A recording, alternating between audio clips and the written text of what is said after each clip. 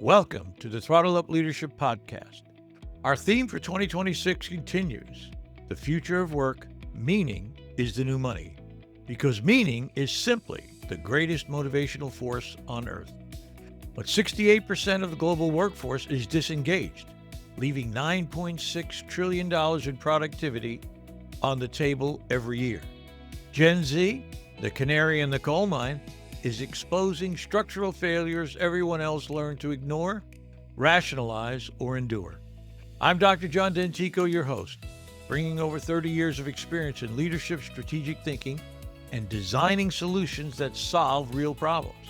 This podcast delivers boots-on-the-ground intelligence, real conversations with CEOs, fractional executives, coaches, and small and medium-sized business leaders navigating the same crisis, mitigating the talent hemorrhage before competitive viability disappears. We go beyond symptoms like engagement scores and wellness programs to focus on the structural failures beneath them. Frontline intelligence, actionable frameworks, hard truths. Thank you for joining me on this journey. Now let's throttle up and dive into today's episode. Hello again and welcome to the Throttle Up Leadership Podcast. This is your host, Dr. John Dentico. With me today is Oleg Danyliuk, a tech entrepreneur and AI innovator with over 20 years of experience in software engineering. As founder and CEO of Duanex LLC and co-founder and CTO of Insightful, he builds AI-driven solutions that transform everyday business processes. From AI voice and chat agents that support sales teams in real time to custom automation that helps companies scale without losing their humanity. What a concept.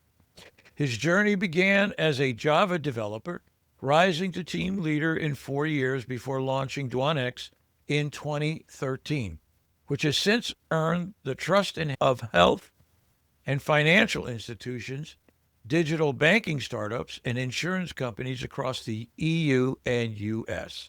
Oleg is passionate about ethical AI adoption and brings a practitioner's perspective to one of the most important questions facing organizations today: how to find the balance between ignoring AI completely and trying to replace everything with it.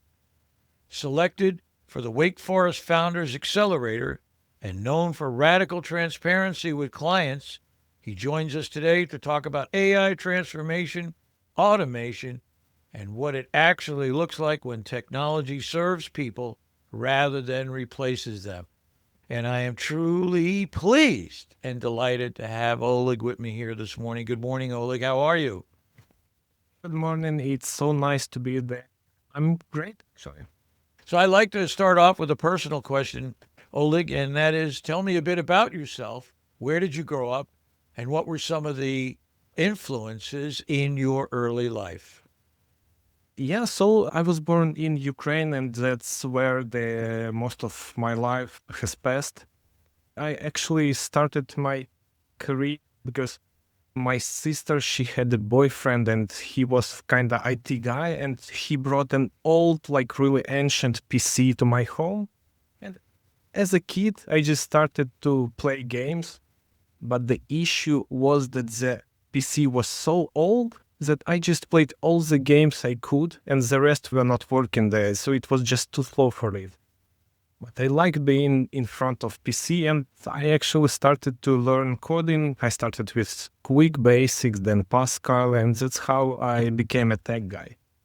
Well, that's how it happens. You hook onto something, a piece of equipment or an idea, and the next thing you know, you're in the middle of it. It just kind of absorbs you, and that's great. Let me ask you this question. You built Insightful to create AI voice and chat agents that support sales reps in real time. That word support, as you well know, is doing a lot of work. What I mean by that is, how do you think about the line between AI that amplifies human capability and AI that starts to replace it? Where is that dividing line for you, Oleg? Relations are really important. So it's hard to sell something just showing, oh, it has brilliant features. That's not enough usually. You need some connection. You want to talk to person. You want to feel that. And this is where actually we need the human sales representative, but still AI can help them. So it can help them prepare to the call and can guide them during the call and also help them after the call to analyze it and to plan the next steps. Yeah, that's great. There's a lot of talk between replacing humans and supporting humans in AI in the future. And there's so many predictions and hype right now. It's just overwhelming. I tell people all the time when I'm talking about AI, I feel like there are tire tracks on my back because I've been run over by all the hype in AI. How do you see that working out in the future in terms of AI being a utility that people use and AI that replaces humans? I would start, I guess, that was interesting to hear. Like maybe 2 years ago, I heard about two theories. One says that AI was learned on what is in the internet. The people were marking the data to actually make it understandable for AI.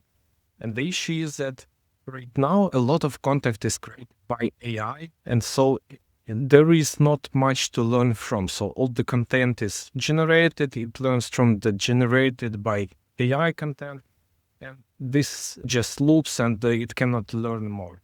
The other says that look at the human.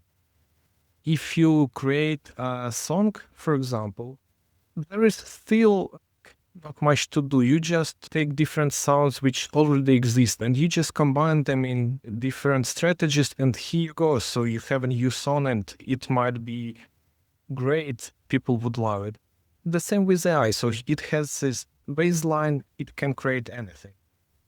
Right now, still more into the second theory that AI will evolve, it will improve, and it will not just stop and collapse. Then coming back to the question itself, will it replace people or not? I guess not. I was really doubting about that. For me, as a tech entrepreneur and as an owner of a software development company, I see this gap that previously, like to start some startup, you had to hire like 5, 10 people. They would be working hard for a year at least, or even two.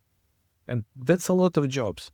Right now, you can go to Lovable, to Ripple, to just open code in IDE. You can alone create the project in a week, which you would create with a team for half a year already. Indeed, the demand is not too high, so it decreased a lot for developers. But at the same time, many companies, they see these gaps, they see this simplicity, and they understand that a lot of products they use, they are great, but they are not fitting 100% into their workflows. And they just started to create their own products. And this is where the demand is growing. So if previously, before AI, you would be able to create one product with 10 people, right now you will just create 10 products with 10 people. I can even take my example. In Duanex, we used HR platform like to book vacations, sick leave, to gather. And the platform we use is deprecated, so they will stop running in March.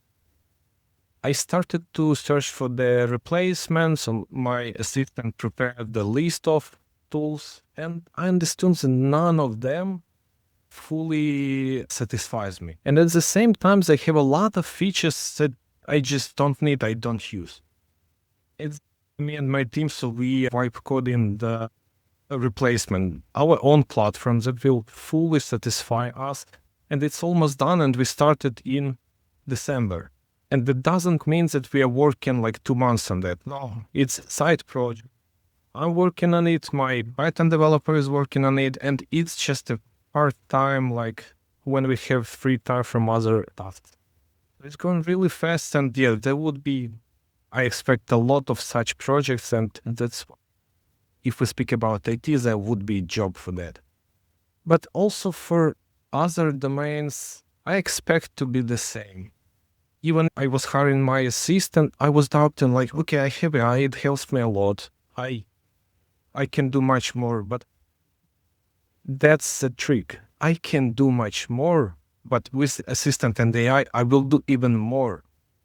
Still, I'm not able to do all what I want to do. I will just be able to do more and will try to be ahead of the competitors. That's it. Yeah, I think I follow a gentleman on YouTube named Nate Jones, Nate B. Jones. I'm very impressed with him.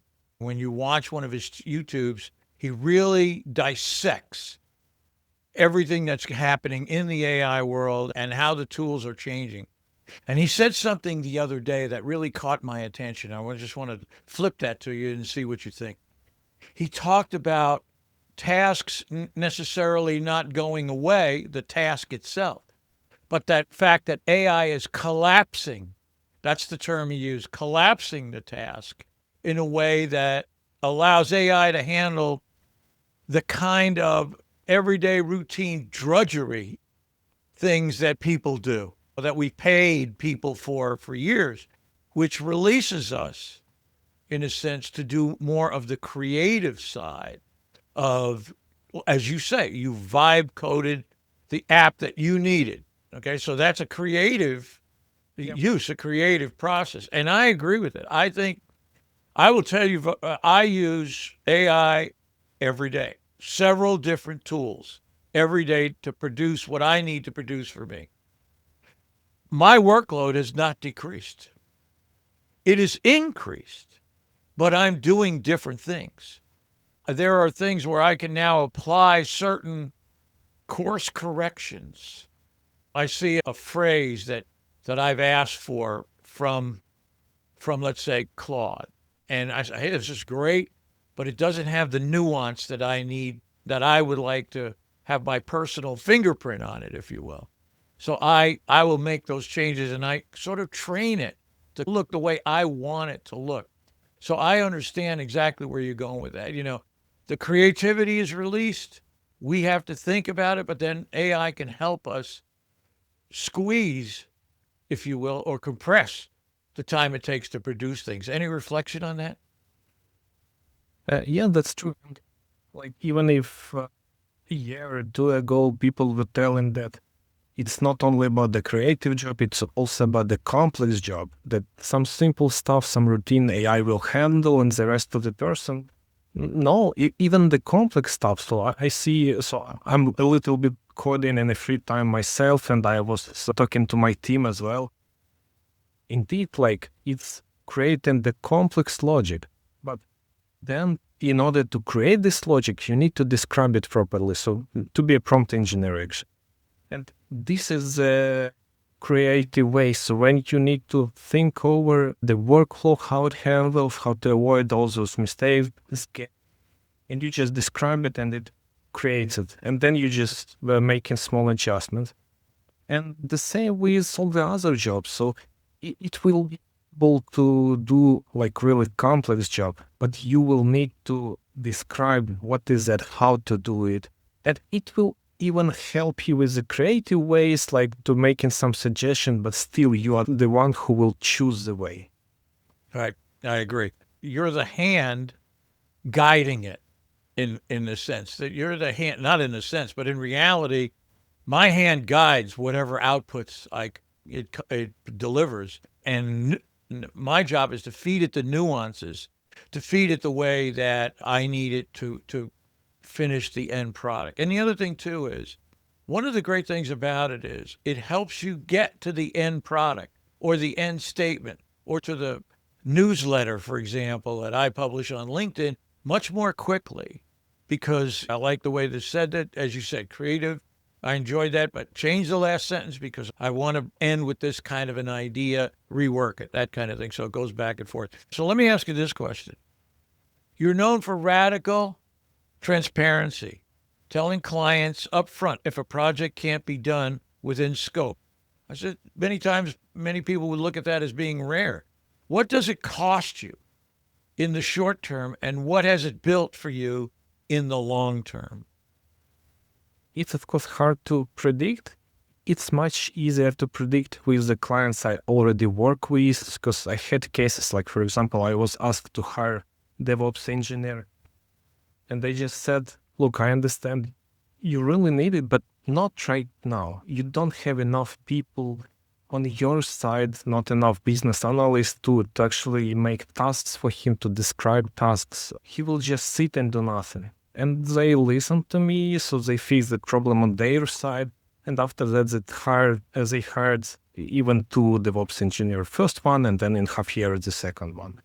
In long perspective, I actually won, because otherwise I could face a different situation. So they would hire, he cannot work because he don't have tasks, and they just fire him and they will not try anymore. So that was positive. If I speak to potential clients, that's of course harder. But anyway, I look at this the point of view that even if I lie and take the project, anyways, the outcome will not be good. The client will not be satisfied. Yeah, maybe I will earn some money, but what's next? He will still leave, so that would be just temporary money. He will tell to others that he's not satisfied, and that just way to nowhere. I would better be transparent, and yeah, then even if this potential client will not become my client, he will definitely advise me that, okay, I know these companies, they actually refused me because they said it's impossible. And I tried with the other company, it appeared to be impossible. And now I know that I can trust him. So on the long run, I believe it will help me, and I will just be honest with everyone, and I will actually have positive outcome. It's so interesting because you see this written about AI, the systems, people. The one universal across it all, it doesn't matter if it's technological or human, is trust. It's all about trust. And if an AI system, for example, loses trust, which it can do, by the way, people say, I really don't trust what I'm getting out of it. Or I trust this other AI system more than I trust that system. I've made that change myself. I won't go into which one, but I'll say that I've migrated away from one and have dove head deep into another one that I really feel does great for me. But the point is, it's all about trust, and eventually that lie will catch up to you. That lie will catch up to you because the word will spread. Hey, this person can't be trusted, and they lied, they made some money, but I wouldn't do business with them. So I'm with you 100%. Let me ask you this. You've worked with health institutions, financial companies, insurance, and startups, industries with very different risk tolerances. When you walk into an organization that's resistant to AI, what's usually driving the resistance? Why are they resistant? And is it the technology they're afraid of, in your opinion, or something deeper? It's actually, in most cases, it's indeed the trust, which we just discussed, because there is still a lot of people talking that AI is not good enough, it can produce ridiculous results, and that is true. But as well, what I can see that, first of all, the results are improving every month, like literally, not even every year. And second, still I have cases when if you hired someone and he appeared to be not too good employee, he might actually provide you wrong answers, make mistakes, and that would be not better than AI, in fact. Because everyone makes mistakes. Humans, AI, everyone learns from mistakes as well. AI, it learns, but slower, of course, than a human. And yeah, so going back to organizations, so I have like really usually it's two reasons. One is the trust I mentioned, so they believe that people will make it better. And second, they just speed up enough. So they heard somewhere that someone tried with AI, it didn't work, and okay, then we will never try it again. But yeah, in order to get the results, you don't need to like go scale, make AI everywhere. Just try one process or even one part of the process. Implement AI there and see how it works. And don't take out human of the loop. Human can still check every result for some time. And when you are sure, can person and he will do some other job. So just step by step, add AI to your workflow, and yeah, then it will work smooth. And even if something happens and there would be mistakes, gaps, problems, usually we provide also a failover plan for a customer so they know what to do if something is not working with AI. And they can just return to the normal flows they had before the change, and yeah, no issue at all. Yeah, I think you're absolutely right. It's a learning process. It's a learning process. I mean, I've seen where companies, the CEO of the company says, okay, I want everybody using AI in a week. So this big thing gets dropped on top of people. And they're wondering, okay, now what do we do? How do we integrate it with what we're doing? And I think you're absolutely right. I am a great believer in prototyping and pilot programs. Yeah. Okay, let's take one section of the group. Let's figure out and let them help us, not just I'm going to put it on them. Let's see how we can integrate AI there and what can we learn from just that implementation. And because I think many times the wrong implementation, when you bring it into an organization, can do more damage overall to an organization than a decree from upon high that says everybody's got to be using it in 2 weeks. Well, how are you going to use it? And what are you going to do with it? And what are your expectations from it? I think, again, you have to learn a little bit at a time. So it's called that crawl, walk, run. Crawl, walk, run methodology, right? You crawl a little bit, and then you get up, you start to walk a little bit with it, and then you say, hey, now I really got this thing. And I think that's so, so very important. And of course, just that alone contributes, in my opinion, to the resistance of AI. This is another thing putting upon us, and we don't have the training. What's the training look like? Not just go get this course and you'll know everything. Just check into Udemy. Udemy's a great platform. Don't get me wrong.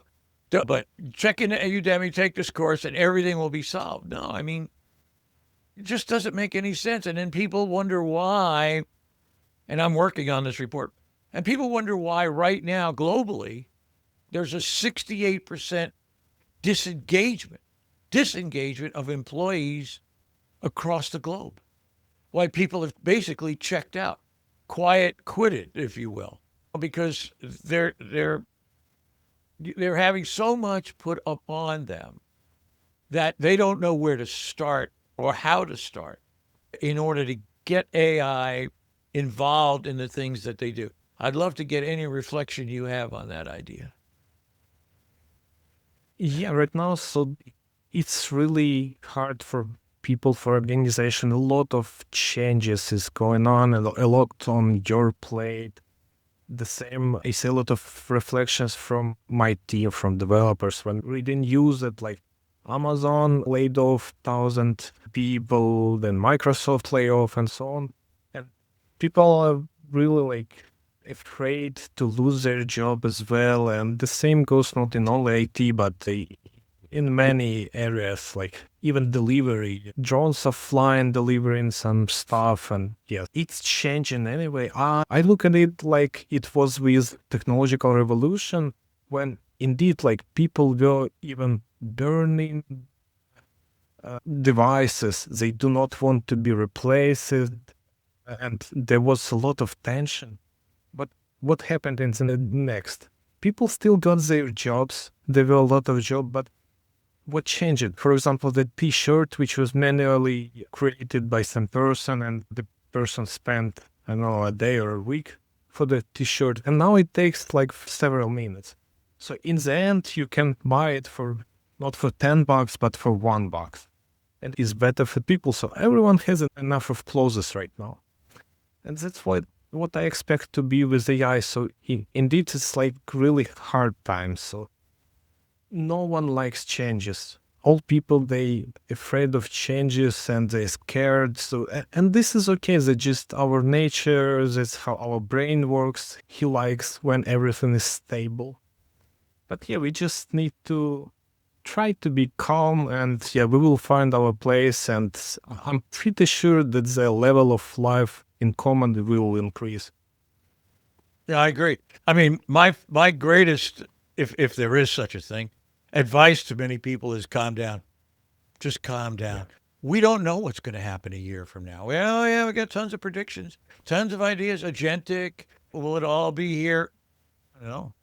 Right now, you look at things. I look at things and I say, what do we know? The question is, what do you know? Well, this is what we know. We're building data centers in America at a blinding rate, even though all the chips that we can produce are spoken for till 2028. Yeah. Right? I mean, everybody, there's a list. This is the delivery list of TSCM, I think. Anyway, all those chips are spoken for. Apple is developing their own super chip, right? Pretty soon, next month comes the M5. Next year will be the M6. More memory, okay? Because it looks like, at least from what I could tell, Apple's trying to move a lot of the processing onto a laptop, AI processing onto a laptop rather than you having to go out all the time and connect with a data center.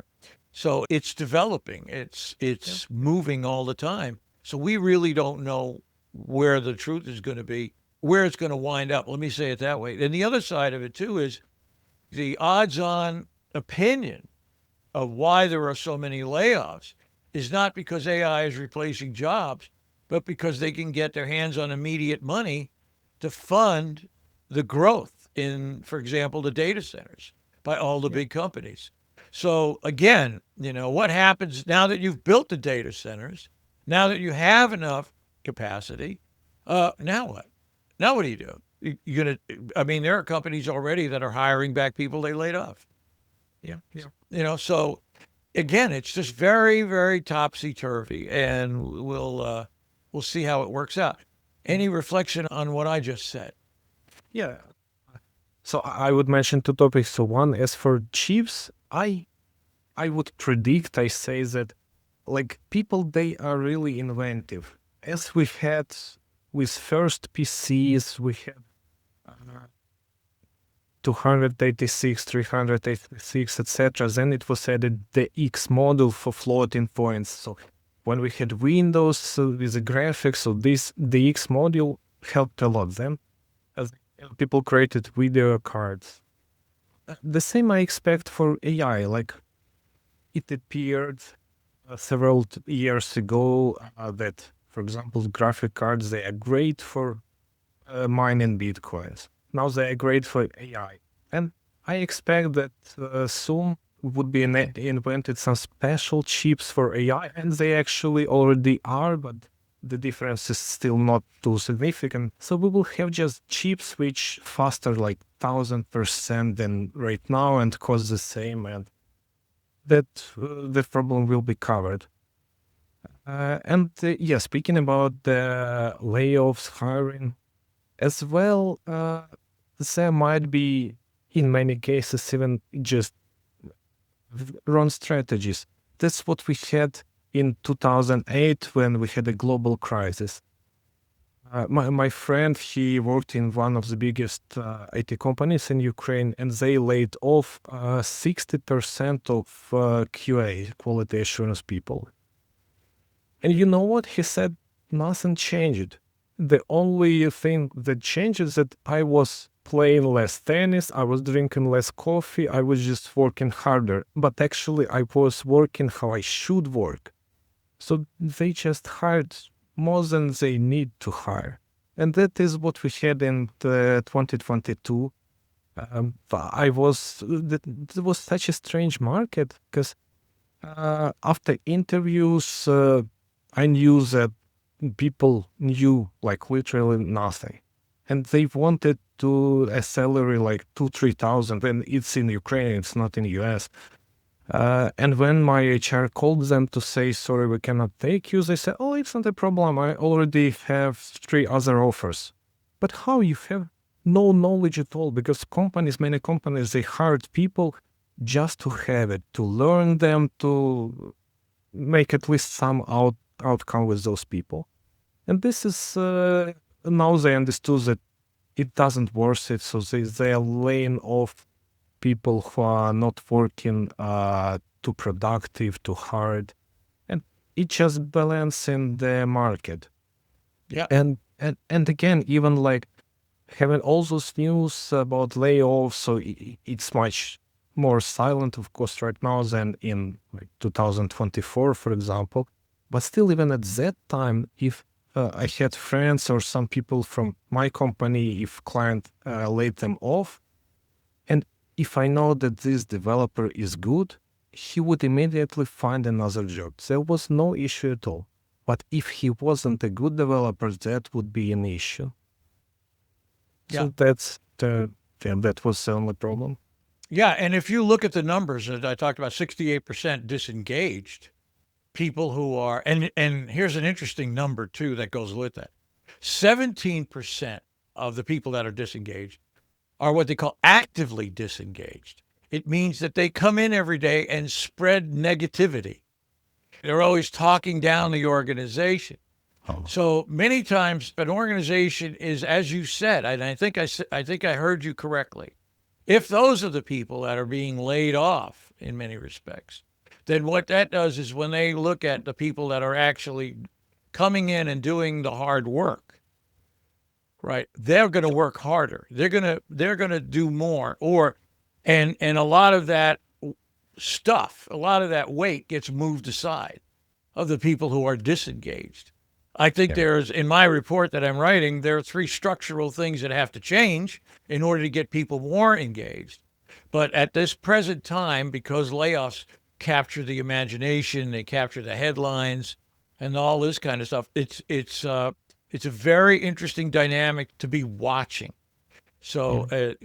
and I think in the end it will work itself out. I think, if there is such a thing, and I suspect there is, of an AI bubble, and it bursts, and I've seen several people say when it bursts, there'll be a mess on aisle 6, as they say, but we'll clean it up, and then we'll really get down to business after that. Then we'll really, a lot of the stuff that doesn't matter will be pushed aside, and then we can go straight ahead, and AI will really become a tool for the future. So I'm really curious to see how that works itself out. Any thought on that? Yeah, I've heard a lot about the AI bubble. So people say that, yeah, it's too much growth. Uh, and it makes some sense indeed, because if you just look at the products, they appear like every day. For each task, you might find like 10, 20 products. And still, we have those stories like a year ago, Microsoft invested in some AI companies that were building sites, and it appeared that there were no AI. So just a few hundred developers were under the hood and they were creating those sites.